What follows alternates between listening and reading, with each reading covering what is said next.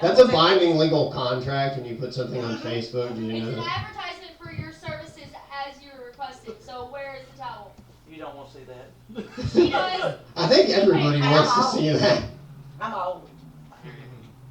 She wants it treated. Boy, you are in the process of getting cooed. You take that money and you get in that towel. Out first. Yeah. Oh, towel before money? Well, you're waving it at him. You just snatch that shit. That's just letting, no, that's not wise idea. That way, let you know, go in your town, get some money coming. Just letting you know.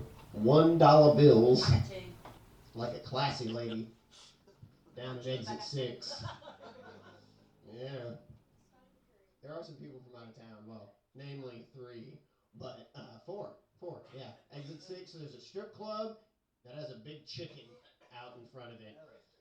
Yeah. Big rooster. It's great. Anna don't go to no strip clubs, and she knows about the big chicken. Mm-hmm. So we're just gonna dive right into this shit. Oh, and for everybody who hasn't contributed to our very generous benefactor this evening, pay the long, gray-haired, bearded man for your membership for tonight. Right. So this is a members-only club. We don't have the jackets yet because, well, you know, not 1986. Anyway, just diving right in. Uh, the other night I was watching TV and I saw a commercial from one of these like California hipstery burrito places. It was a burrito called the Homewrecker Burrito. A burrito so good it'll fuck your relationship up.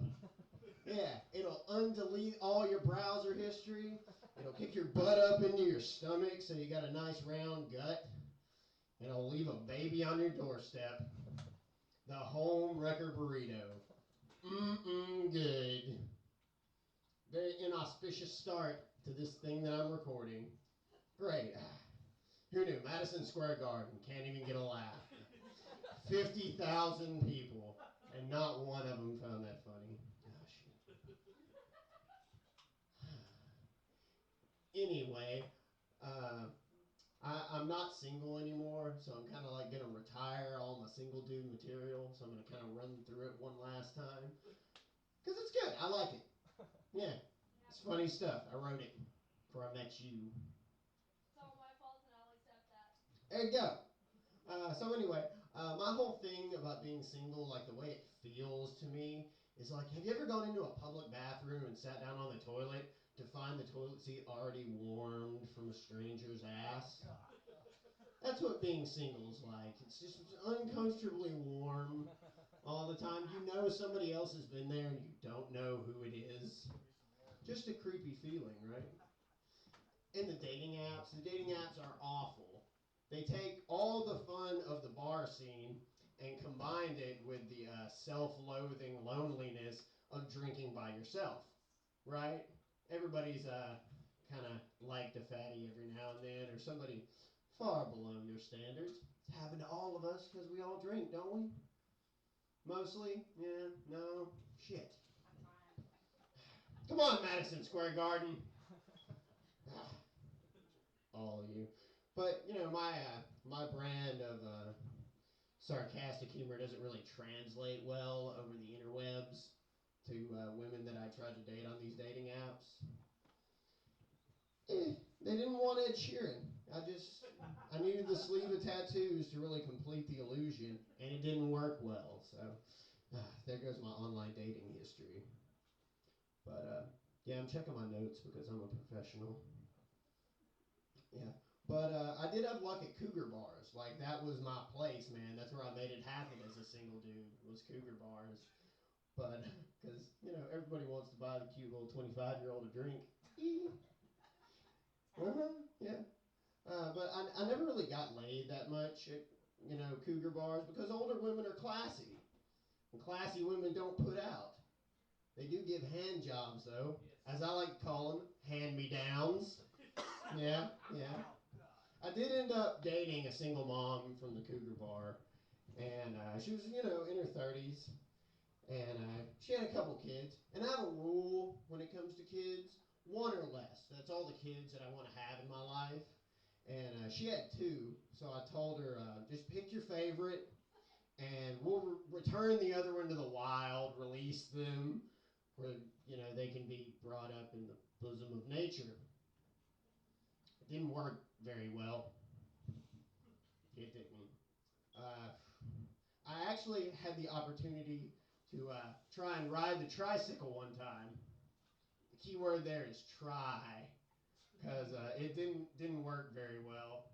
One of the girls gave up halfway through, which is probably for the best. Because why do you want to lay there with two disappointed chicks?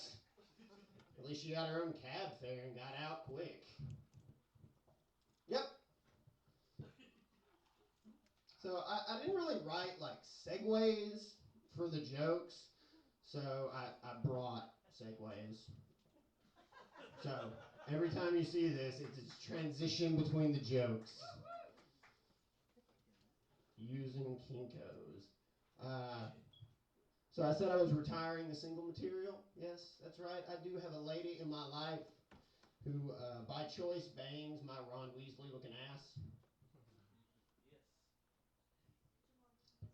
I know. Y'all should have clapped for that. It's kind of impressive. Exactly. Yeah, I only have two impressive sex stories. This is one of them. The other one is I had sex in a Dodge Aries one time. If you know what a Dodge Aries looks like, this is a really impressive sex story. Yeah, it's a box with wheels that I trick somebody into getting into. Like the old Bugs Bunny cartoon, you put a stick and a rope and then pull it when they get close. I like that joke. But yeah, I'm in a relationship now, and I've made some observations about being in a relationship, because a lot of what being in a relationship is holding in farts. Like, that's something nobody really talks about. Like, there's a lot of holding in farts. It's like, shh! I wrote the bit without you in it. Anyway, a lot of the relationship stuff is about holding in farts. Or, finding a good excuse to leave the room and crop dust somewhere else. Huh, honey, did you hear that? I think somebody's at the door. Oh, I didn't hear anything. I'll go check. Just hold up.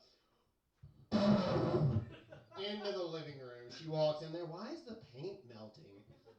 Why does it smell like homewrecker burrito? I don't know. Anyway, yeah.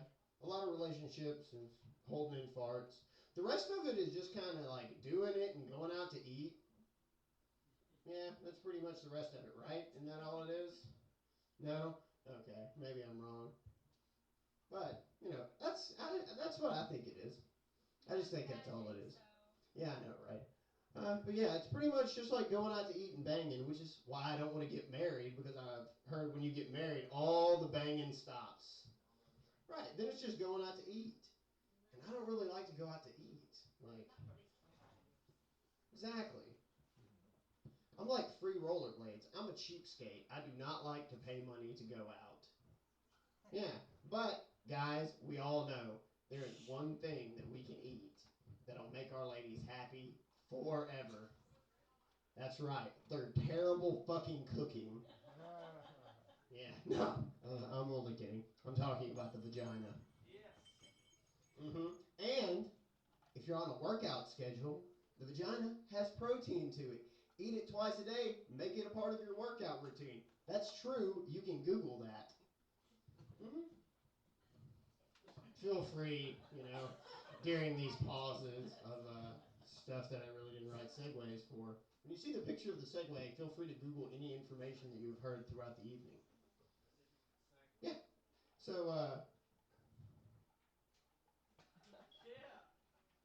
restaurants, they confuse me with their different standards. They have the system of stars, and there's fucking Yelp reviewers. You can go to this site, or you can go to that site, and you can find out all this stuff about restaurants and get other people's input about it without ever trying the food. I think that's really stupid. We should adopt my system for ranking restaurants, which follows thusly: casual dining. That's anything like TGI Fridays, Applebee's, O'Charlie's, any of that shit, side of the road stuff. Then there's fancy as shit. Fancy as shit restaurants don't have prices on the menu. If you have to ask how much it is, you can't afford it, go home. And then there's titties and beer. Yep, titties and beer. That's your Hooters, your skimpy short wearing restaurants, and any of those like fucking hipster vegan places that have like wheatgrass as 90% of the menu. That's a fucking theme. I don't care what they say. Healthy restaurants are a theme where they can charge $9 for a lettuce burrito. It's bullshit.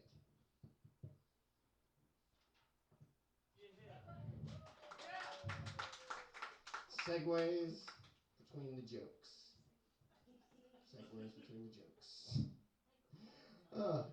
Anyway, actually, this would have made a good segue after that last joke, because being dumb is tough.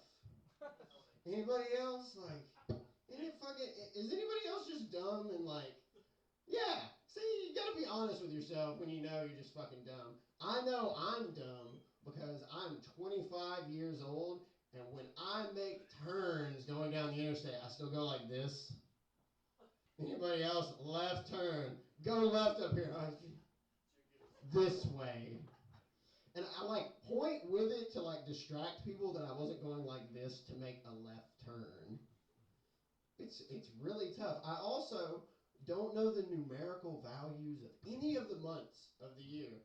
Every time I have to like write a date down on something, and like I look at my phone and it says whatever month, day, year, I have to go January, February, March, April, May. Fuck! Why don't I know this yet? Exactly, the Lewisburg educational system. Fuck that place. But what about Madison Square Garden, everybody? Yeah. Woo! Make it sound like it. We're recording this. Y'all can guster a little more mustard. I mean, I can't really say anything. I've been drinking since like I got here. I'm not that. Can't do it. That's a tough choice between should I drink more or should I talk more? Anyway, still talking about me being dumb. Another thing that makes me dumb is I get super pissed off, more angry than I should, when I hear people use the phrase "think in my head." Does anybody know this phrase? When they're telling a story, they're like, "I was thinking in my head." I bet you were, because that's what thinking means. It implies in here, between here and here, it's redundant and it angers me. Another thing I hate is the use of the word random. Like when you're telling, I have a text message. This is on video. Woo! Did you put it on vibrate? No, I didn't. I don't want to do that. We'll text you too. No. Yeah. Now it looks like there's some asshole over here who has the same ringtone that I just claim to have. See, and that's another reason. It's tough being fucking dumb. I'm hosting this. This is my show. Didn't silence my phone. Probably because I'm an asshole. Anyway. Sorry, I just have to read the notes, man. I had this whole thing about Notorious B.I.G. that I was going to go into, but the train of thought kind of broke down somewhere. It's really tough, but it's kind of still sticking with the theme what I'm saying now, because the reason I fucked up everything, because I'm kind of dumb. You're looking at me puzzled. I know, it's not that funny. I'm not even looking at y'all, I'm looking at the person behind you. That makes it more awkward, see? Oh, man. Oh, so, I'm just going to go ahead and end it here. Oh, wait. No, can't end yet.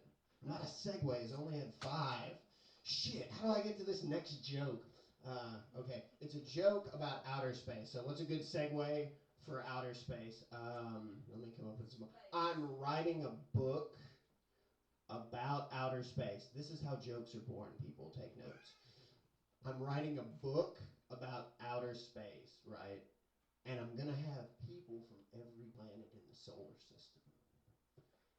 And I'm thinking the people from Mercury are going to be Mercurians.